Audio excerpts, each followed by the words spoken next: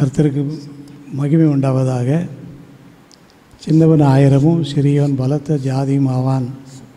கர்த்தராகிய நான் ஏற்ற காலத்தில் இதை தீவிரமாய் நிறைவேற்றுவேன் என்று நமக்கு ஒரு ஆயுள் கால வாக்குத்தத்தத்தை தேவன் கொடுத்து இந்த நாள் வரை அந்த வாக்குத்தத்தத்தை விசுவாசித்து நாம் ஜெபித்து வருகிறோம். ஏற்ற வேளையிலே தேவன் அதை நிச்சயமாக நிறைவேற்றுவார். அதற்கு ஒரு ஆதாரமாக இந்த யூடியூப் ஊழியத்தை கூட நாம் தொடங்குவதற்கு தேவன் சித்தம் வைத்திருக்கிறார். இன்றைக்கு கலந்திருக்கிற எல்லாரையும் ஆண்டோட நாமத்தில் வாழ்த்தி இந்த ஊழியத்தில் இன்றைக்கு ஆண்டவர் நம்மோடு பேசும் வார்த்தையை தியானிப்போம். தேவன் ஆசீர்வதிப்பார். ஜெபம் செய்வோம். எங்களை நேசிக்கிற நல்ல ஆண்டவரே, ஏற்ற காலத்தில் நீர் எங்களை உயர்த்துகிற தேவனாக இருக்கிறீர். ஸ்தோத்திரம். இதுவரை இந்த ஊழியத்தை பல்வேறு விதங்களிலே நடத்தின ஆண்டவர் இந்த யூடியூப் ஊழியத்தின் மூலமாயும் நற்செய்தியை, பாடல்களை, வருகை குறித்தான வார்த்தைகளை உலகமெங்கும் சொல்ல சித்தம் வைத்திருக்கிறீர். அற்பமான ஆரம்ப நாளை அசட்டை பண்ணாத தேவன் வர வர இந்த ஊழியங்கள் விருதுகளுடைய உதவி செய்யும். இந்த நாளிலும் எங்களோடு கூட நீர் பேசும். இயேசுவின் மூலம் ஜெபிக்கிறேன் பிதாவே, ஆமென்.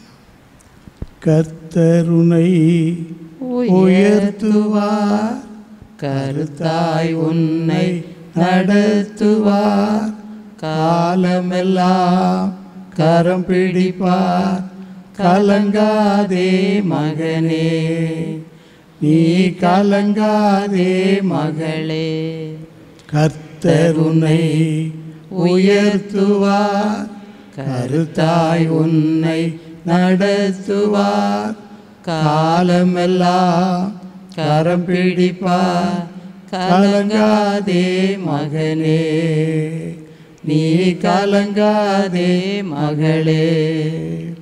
பரிசுத்த வாழ்வு வாழ்ந்திடவே பாசமாய் உன்னை அழைக்கின்றார். பரிசுத்த வாழ்வு வாழ்ந்திடவே பாசமாய் உன்னை அழைக்கின்றார்.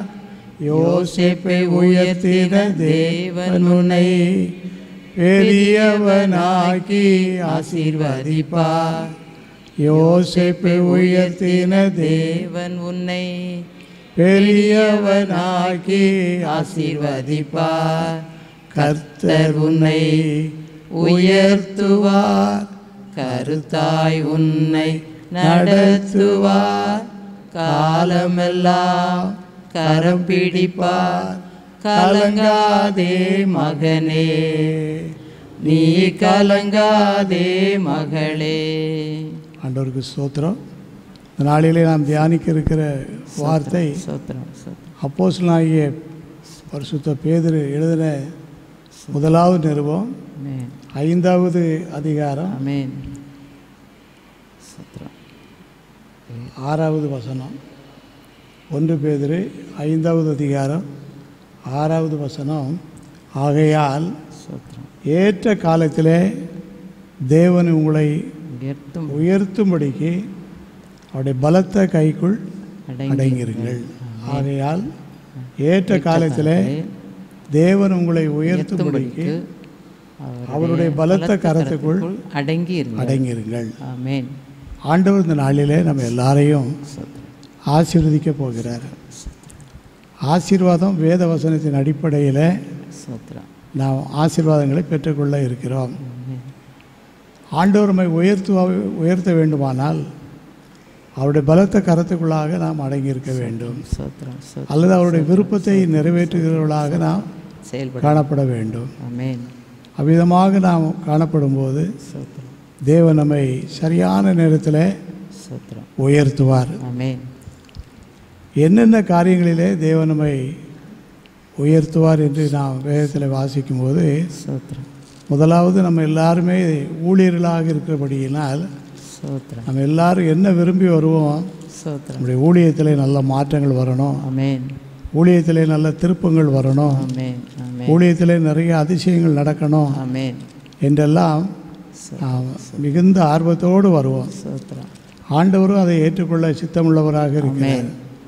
அப்போ உயர்த்த காலத்தில் தேவன் உங்களை உயர்த்தும்படிக்கு அவருடைய பலத்த கரத்துக்குள் அடைக்கிறீர்கள் என்ற ஆண்டவர் ஸ்தோத்திரம். எவைகளில் நம்மை உயர்த்துவார் என்றால் ஸ்தோத்திரம். நாம் செய்யும் ஊழியங்களிலே தேவன் நம்மை உயர்த்துவார். ஆமென். நாம் செய்யும் ஊழியங்களிலே உயர்த்துவார். பெரிய உயர்வை தேவன் நமக்கு தர இருக்கின்றார். ஆமென்.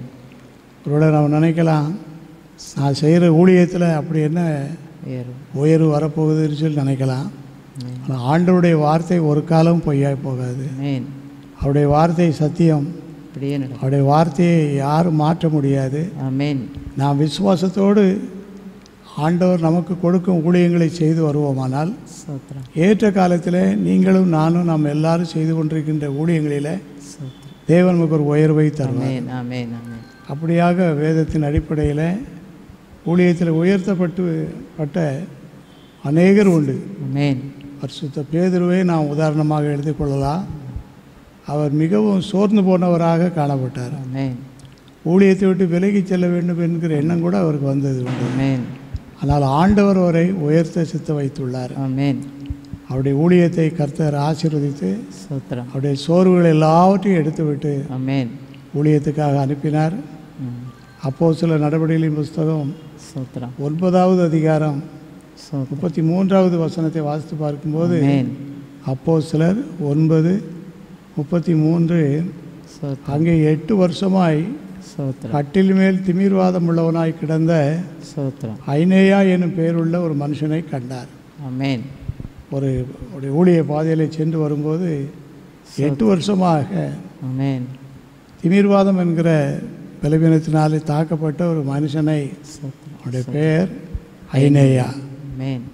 அவரை பார்க்கும்போது பரிசுத்த ஆவியானவர் ஆமென். பேதுரு மேலே பலமாய் இறங்குகிறார். ஆமென்.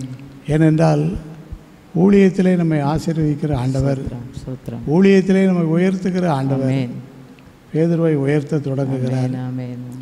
அந்த அதிகாரம் 34வது வசனத்தை வாசித்து பார்க்கும்போது தேவன் பேதுரு அவனை பார்த்து, ஐனேயாவே இயேசு கிறிஸ்து உன்னை குணமாக்குகிறார். ஆமென். அந்த ஊழியத்தில் உயர்த்துகிற ஒரு ஆண்டவர் ஆமென். மிக எளிமையான முறையில் சரியான நேரத்தில் சரியான வார்த்தைகளை சொல்ல உதவி செய்கிறார். ஆமென். ஐனேயாவே இயேசு கிறிஸ்து உன்னை குணமாக்குகிறார். வேறு எந்த வார்த்தையும் சொல்லலை. ஆமென். நீ இப்போ சுகமாயிருவ. ஆமென். இயேசு கிறிஸ்து உன்னை ஆமென். குணமாக்குகிறார். நீ எழுந்து உன் படுக்கையை நீயே போட்டுக்கொள். ஆமென். என்னுடைய உதவி கூட உனக்கு தேவையில்லை. ஆண்டவருடைய வல்லமை உன் மேலே இறங்குது. ஆமென். நீயே உன்னுடைய படுக்கையை போட்டுக்கொள் என்று சொல்லும்போது என்ன நடந்தது என்று படிக்கும்போது உடனே அவன் எழுந்திருந்தான். ஆமென். அந்த வார்த்தையை ஆண்டவர் அனுப்பின உடனே ஆமென். பேதுரு அந்த ஐனேயாவுக்குள்ளாக ஒரு எழுப்புதல் உண்டாகுது. ஆமென். உடனே அவர் சுகமாகி எழும்பி ஆமென்.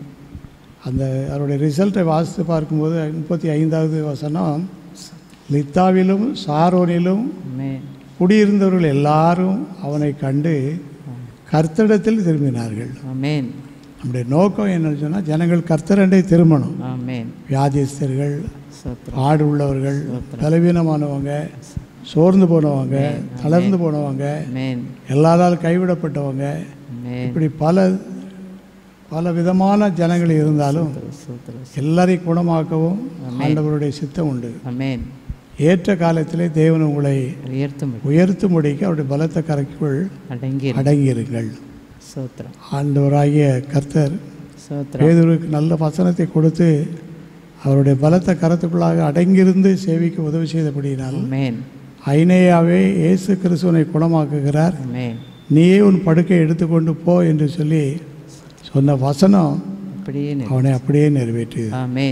இப்படி நமக்கு ஆண்டவர் செய்ய போகிறார். உங்களை கொண்டும் என்னை கொண்டும் நம்ம எல்லாரையும் கொண்டும் ஆண்டவர் மகிமையான ஊழியங்களை செய்ய இருக்கிறார். நாம் செய்ய வேண்டிய ஒரு காரியம் என்னவென்றால் அவருடைய பலத்த கரத்துக்குள்ளாக நாம் அடங்கியிருக்க வேண்டும் என்பதாகும். ஆக ஊழியத்தில் உயர்த்துகிற ஒரு ஆண்டவர் ரெண்டாவது எதில் உயர்த்துகிறார் என்று பார்க்கும்போது உத்தியோகத்திலும் ஊதியத்திலும் உயர்த்துகிறவராக இருக்கிறார். யோபின் புஸ்தகத்தை எடுத்து பார்க்கும்போது 1வது அதிகாரம், யோபின் புஸ்தகம் 1வது அதிகாரம் 3வது வசனத்தை வாசித்து பார்க்கும்போது யோபுவுக்கு 7000 ஆடுகள், ஆமென் 3000 ஒட்டகங்கள், 500 ஏர் மாடுகள், 500 கழுதைகள், ஆமென் அதுபோக மிருக ஜீவன்கள், பணிவிடைக்காரர்கள் எல்லாரும் நிறைய இருக்காங்க. ஆமென் ஒரு மனுஷனுக்கு இந்த ஆசீர்வாதம் அளவுக்கு மிஞ்சின ஒரு ஆசீர்வாதம். ஆமென் ஆனாலும் ஆண்டவருக்கு ஒரு ஆசை என்னன்னு சொன்னால், இந்த அளவுக்கு மிஞ்சின ஆசீர்வாதத்தையும் இன்னும் கூட்டி கொடுக்கணும் ஆமென் என்று ஆண்டவர் விரும்பி ஸ்தோத்திரம். யோபுக்கு சில கஷ்டங்கள் வந்தாலும் அடங்கியிருந்து சேவிக்க கர்த்தர் உதவி செய்தார். ஆமென் யோபு கர்த்தருடைய பலத்த கரத்துக்குள் அடங்கியிருந்து சேவித்ததினால் அவரை ஆண்டவர் ஸ்தோத்திரம் ஸ்தோத்திரம். உத்தியோகத்திலும் ஊதியத்தில் ஊதியத்திலும் உயர்த்துகிறார். ஆமென் யோபு 42வது அதிகாரம்